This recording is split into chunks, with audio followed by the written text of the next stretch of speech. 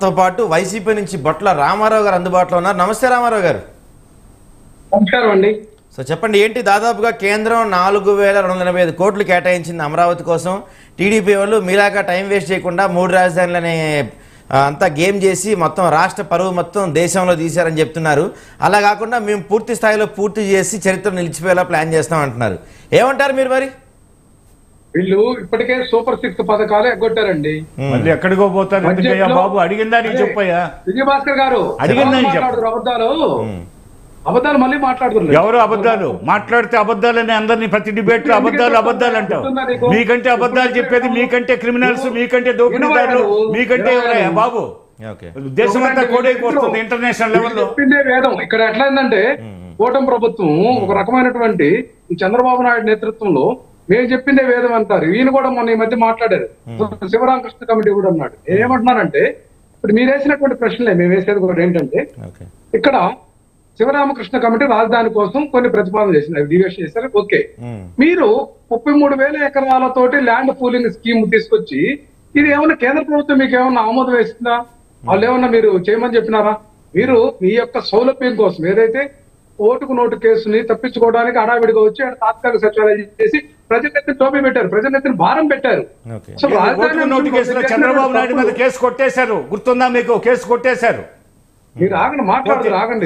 అది కాదు మీరు చెప్పేది ఆయన ఆపుతారా? లేకుంటే ఇప్పుడు ఇది ఎట్లా ఉంటదంటే వీళ్ళు ఎవరు మాట్లాడకూడదు వాస్తవాలు, లేకపోతే ఎవరన్నా మాట్లాడితే ఇప్పుడు వీళ్ళు మాట్లాడిన అబద్ధాలు బయటకు వస్తాయి. అసలు మీ జగన్ అన్ని పెట్టుకొని ఎలా మాట్లాడుతున్నారు రామారావు గారు? మీరు అన్ని కేసులు పెట్టుకొని ఢిల్లీలో సంఖ్య నాగడానికి ఇప్పుడు 12 నెలలు పడుతుంది, 11 నెలలు ఇంకా ఆయన సంఖ్య నాగుతాం, వైసీపీ సంఖ్య నాగుతామంటే కరెక్ట్ కాదు. విజయభాస్కర్ గారు వినండి, మీరు మేము వైసీపీ రామారావు గారు భాష ముఖ్యం అండి, భాష దాటద్దు. అవునండి, ఏం మాట్లాడుతున్నాడు ఆయన? అలాంటి పదాలు కరెక్ట్ కాదు రామారావు గారు, అలాంటి పదాలు కరెక్ట్ కాదు. పదాలు ఆయన ఇంటరప్ట్ అయితే నేను మాట్లాడతాను. ఇంటరప్ట్ అయినంత మాత్రం అలాంటి పదాలు వాడకూడదండి రామారావు గారు. ఆయన ఇంటరప్ట్ ఎందుకు అవుతారండి? ఇంటరప్ట్ అయినంత మాత్రం అలాంటి పదాలు వాడకూడదు. మనం ఒక పబ్లిక్ డొమైన్ లో ఉన్నాం, ఒక డిబేట్ లో ఉన్నాం. భాష ముఖ్యం అండి రామారావు గారు, భాష ముఖ్యం. ఆలోచించి మాట్లాడండి. భాష నేను అందరికంటే బాగానే మాట్లాడుతున్నాను పద్ధతిగానే. ఆయన ఎందుకు మరి కలుగు చేసుకుంటున్నాడు అనవసరంగా? చెప్పండి, మీరు చెప్పండి. నేను చెప్తుంది అదే కదా, నేను చెప్పిందాక ఆయన ఆపితే నేనేం మాట్లాడను. ఇప్పుడు ఎందుకు కోపం వచ్చిందంటే వాళ్ళు చెప్పింది విన్నాం కదా, ఎవరన్నా మనం కలుగు చేసుకున్నామా? మళ్ళా మనం చెప్తుంటే పొద్దాక వాళ్ళు పానకంలో పుడకలాగా వచ్చి అడ్డుపడేది మంచి సంస్కృతి కాదంటున్నా. నేను అంటున్నది అది ఆయనకి అర్థమయ్యేటట్లు చెప్తున్నా. నేనేమంటున్నానంటే పెద్దోళ్ళు మనతో అనిపించుకోకూడదు. నేనేమంటున్నానంటే ఇక్కడ రాజధాని ప్రాంతంలో శివరామకృష్ణ కమిటీ ఒకటి ఉన్నది వాస్తవం కదా, ప్రతిపాదించింది కేంద్ర ప్రభుత్వం ద్వారా. ఆయన ఏదైతే ఏదైతే పట్టణాభివృద్ధి శాఖకు సంబంధించినటువంటి కార్యదర్శిగా చేసినటువంటి ఆయన ప్రతిపాదనలు పక్కన పెట్టారు. వీళ్ళు 33,000 ఎకరాలు ల్యాండ్ పూలింగ్ లో సేకరించారు. దేనికి? తమ అనుయాయులు పత్తిపాటి పుల్లారావు గారి దగ్గర నుంచి తమకు పార్టీలో ఉన్నటువంటి ధనిక వర్గం అంతా కూడా 100,000 ఎకరాలు పోగేసుకుని కొనుక్కున్నారు అలైన్మెంట్ చూసుకొని. దానికి అనుగుణంగా వీళ్ళు చేశారు. నేనేమంటున్నానంటే రాజధాని ఈ ప్రపంచంలో ఎక్కడ కూడా రాజధాని ఇన్ని వేల ఎకరాలు పెట్టుకొని ఎవరు చేయలేదండి. కొత్తగా రాజధాని నిర్మించేది ఏంటండి? ఇక్కడ విజయవాడ గుంటూరు మధ్య మీరు పెట్టాలనుకున్నప్పుడు దానికి సంబంధించినటువంటి కొంత ల్యాండ్ ప్రభుత్వం ద్వారానే కొనుగోలు చేసుకోవాలి. ఇలా రైతులు ఇబ్బంది పడుతున్నారు. రైతులకి ప్రభుత్వాలకు మధ్య ఘర్షణ జరుగుతుందా లేదా? ఇక్కడ పరిస్థితి పంట లేకుండా ఆ పొలాలన్నీ కూడా నాశనం అయిపోతున్నటువంటి పరిస్థితి బీడు పెట్టించారు కదా.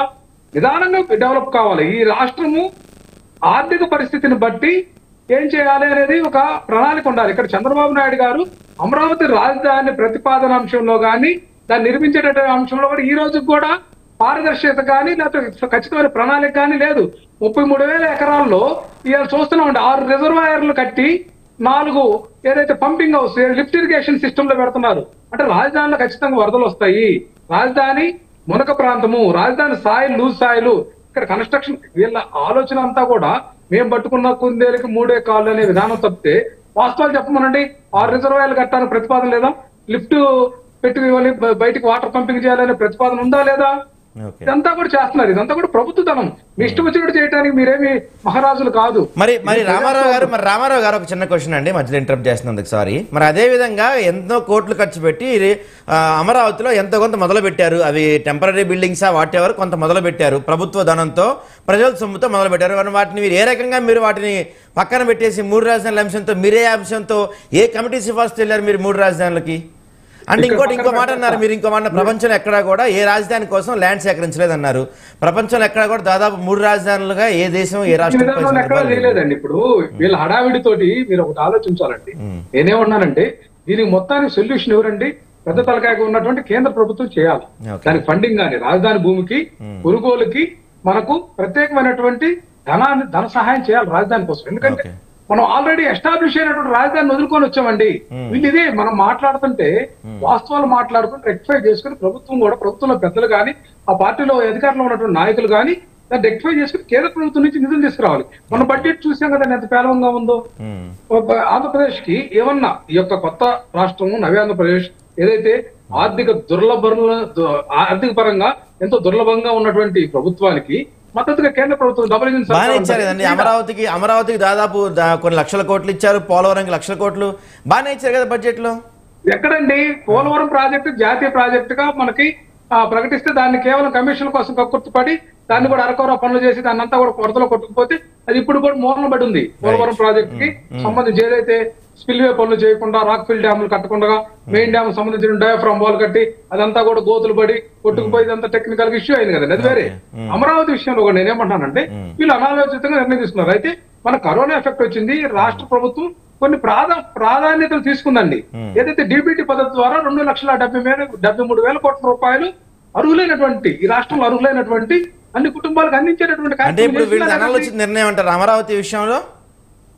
అమరావతి విషయంలో నేనేమంటున్నానంటే అమరావతి విషయంలో 1 by 1 చేసుకోవాలి. చంద్రబాబు నాయుడు గారు ఏదైతే తాత్కాలిక సచివాలయం పెట్టి కేంద్ర ప్రభుత్వం మీద ప్రెజర్ పెట్టుకోకుండా ఈయన తీసుకొచ్చి రాష్ట్ర ప్రభుత్వం అడ్డుపెట్టి ఈ రోజు కూడా ఏమంటున్నారు కేంద్ర ప్రభుత్వం మీకు అప్పు సమకూరుస్తా ఉంటారు. అసలు ఎన్ని లక్షల కోట్లు అయితే తెలుసండి వీళ్ళకి 33,000 ఎకరాల్లో ఈ రహదారులు గాని ఈ యొక్క ఇన్ఫ్రా గాని మొత్తం డెవలప్ చేయాలంటే ఒకే రోజు చేసేది కాదండి. 33,000 ఎకరాలు నేనేమంటున్నానంటే కొంత సేకరించుకోండి. ఒక 5,000 ఎకరాలు జస్ట్ చెప్తాను. గత 5 ఏళ్లలో మీరు అమరావతిని కాకుండా 3 రాజధానులను మీరు డెవలప్ అట్లా చేయకుండా మీరు వాళ్ళు చేసిన దాన్ని మీరు కంటిన్యూ చేస్తుంటే ఇప్పటికి అయిపోయేదేమో కదండి. మేము ప్రభుత్వ ధనాన్ని వేస్ట్ చేయలేదండి. అయిపోయేది ఏముందంటే ఇక్కడ ప్రభుత్వ ధనాన్ని వేస్ట్ చేయదలుచుకోలేదు. ప్రభుత్వ ధనాన్ని వేస్ట్ చేయకుండా ఏదైతే ఇంపార్టెంట్ అయినటువంటి బిల్డింగ్లు వాడుకుంటూనే ఆల్టర్నేటివ్ ఏదైతే మనకి విశాఖపట్నంలో అన్ని సమకూరి ఉన్నాయి కదండి, అన్ని వస్తువులు ఉన్నటువంటి ప్రదేశం నుంచి మనం ఈ యొక్క పేదరికంలో ఉన్నటువంటి రాష్ట్రాన్ని ముందుకు తీసుకుపోవాలంటే దాన్ని ఒక కార్యక్షేత్రం నుంచి మొదలుపెట్టి ఈ రాష్ట్రంలో ఆదాయాన్ని వృద్ధి చేసుకుని పారిశ్రామికంగా కూడా తీసుకొచ్చుకొని మనం అమరావతిని నిదానంగా డెవలప్ చేసుకోవాలని.